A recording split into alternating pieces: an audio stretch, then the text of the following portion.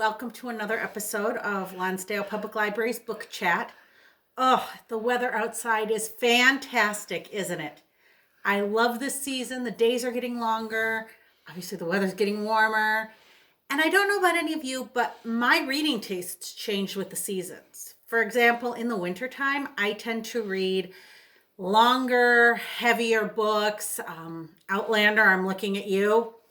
It's kind of a long one for me to get through, so that's a winter book to me. And the summer really presents beach reads. And we're not quite there yet. But the spring is when I personally am super busy. This spring, I am running children places. We have doctor's appointments because we've put them off due to the COVID. I am picking family up at the airport. There's just a lot of times that I find myself with a little bit of time to spare, but not enough to really get into a book. And so today I want to talk a little bit about some classics that you could read in an afternoon, definitely in a day. Some of them are light, some of them are rather dark. It all depends on your taste, which ones you would enjoy. For this series, I define a classic as being over 50 years old. There are some fantastic ones that are younger than 50 years old. I believe that they'll be considered classics in, say, 30 years when they reach that point. But until then, I'm sticking with the 50-year mark. So the first one I would like to mention is The Little Prince, and the only version I could find at home was actually the one I own in French.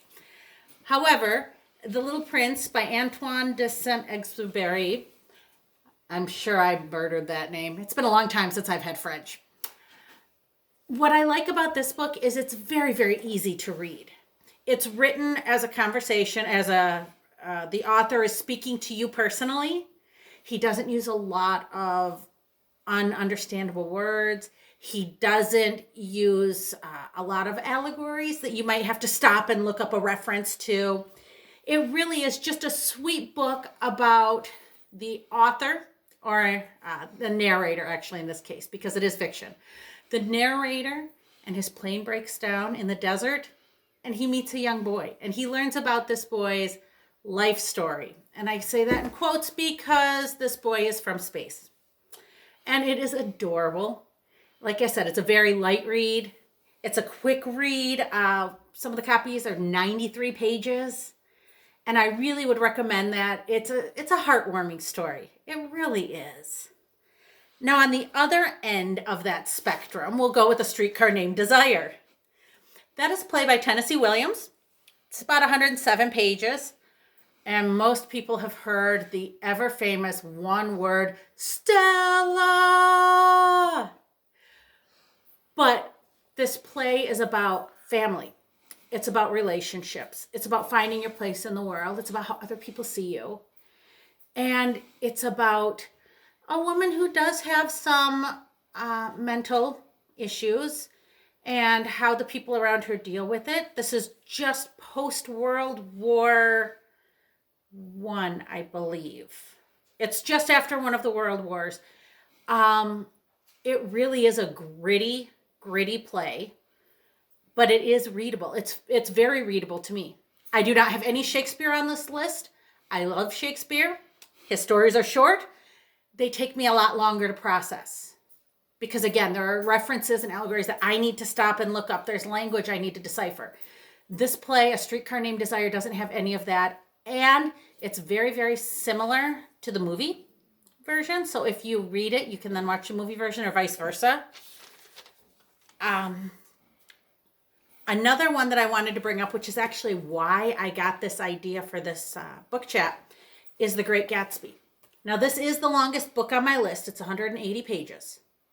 And the reason it made me think of this topic for this book chat is because The Great Gatsby has recently come into the public domain.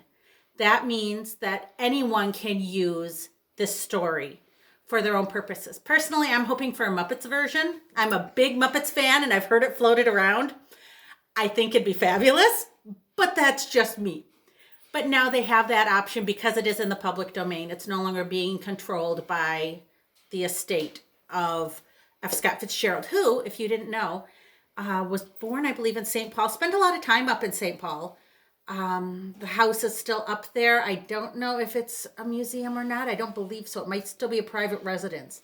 But it is pretty cool that we've got a hometown connection with them. And this takes place in the Jazz Age, in the 20s, the Roaring 20s, and it is the story of Jay Gatsby, who is a self-made millionaire, and his adoration, his almost obsession with Daisy Buchanan, who is a socialite, very beautiful, and about how he throws money around everywhere, and yet he just can't seem to fit in with all of these elites who came into their money from familial ways.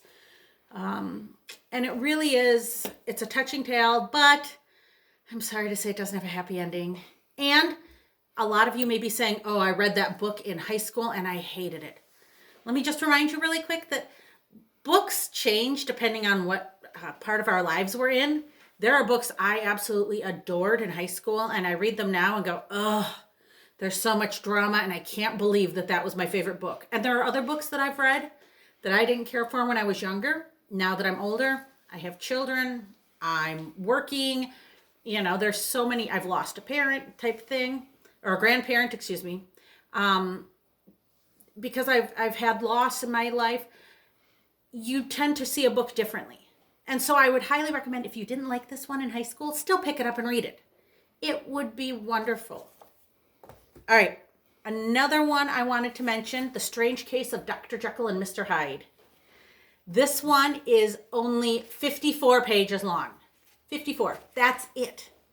It's a really quick read. Many of us are familiar with the story. I gotta admit, if you are familiar with the story, the book is a bit of a letdown because you already know how it ends. The big reveal isn't as big of a reveal anymore. But I still think that it's a great one to give a try to. Maybe you'll find things in it that catch you more than a movie version did, or maybe you haven't seen the movie. And if you haven't, I recommend those too. There are several different versions out there.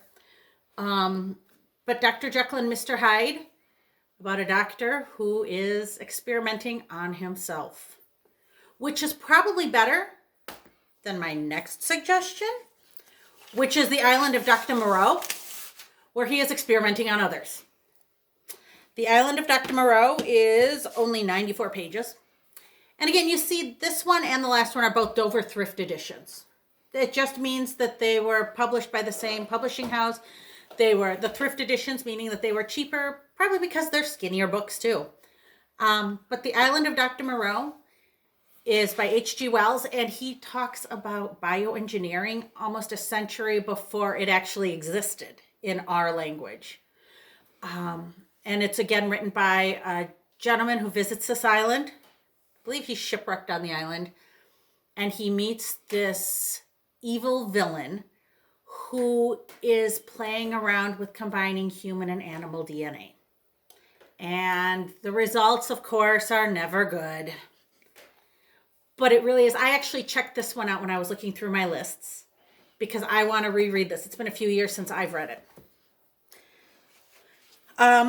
One more I wanted to talk about. If you are into the thriller books that are out there right now, I recently read one called The Postman Always Rings Twice by James Cain. And I didn't know what to expect from it. I just knew I had heard the title before. And it really is a thriller. He's considered a noir writer, very deep and dark, and it looks at people's psyches and why they do the things they do in this book.